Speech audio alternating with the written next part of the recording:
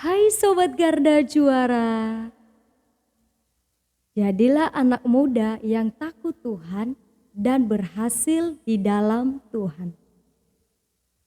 Guys, berbicara mengenai keberhasilan, maka tidak seorang pun di antara kita yang ingin gagal. Semua kita pasti ingin berhasil. Dalam kitab Amsal pasal 1 ayat 7.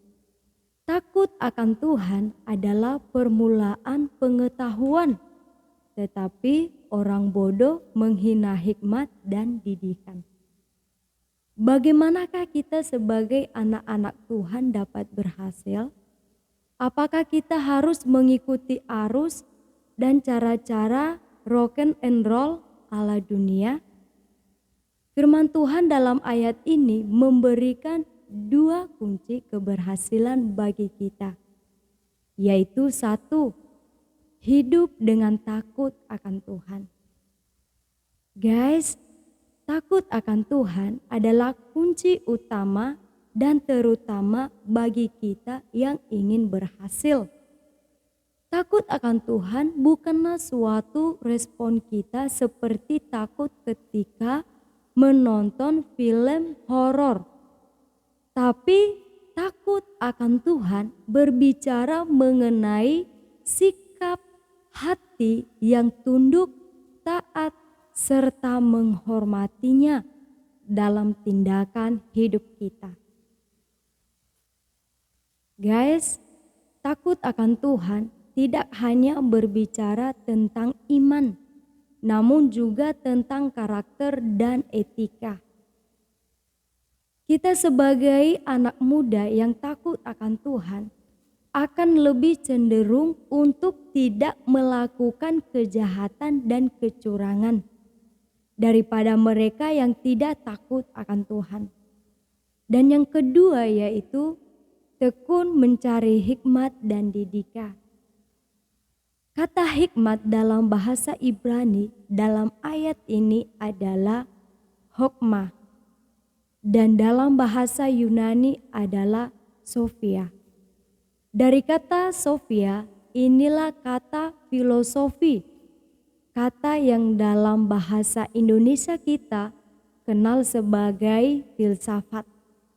Jadi itu sebenarnya berarti orang-orang yang mencintai hikmat. Hikmat dari Tuhan itu dimulai dengan sikap hati takut akan Tuhan. Sekali lagi, hikmat Tuhan dicapai bukan hanya dengan otak, tetapi juga hati. Guys, kalau kita perhatikan bahwa dalam ayat ini terdapat dua penekanan yang berbeda, yaitu hikmat dan didikan. Hikmat berbeda dengan didikan. Hikmat diperoleh melalui perenungan dan hubungan pribadi dengan Tuhan.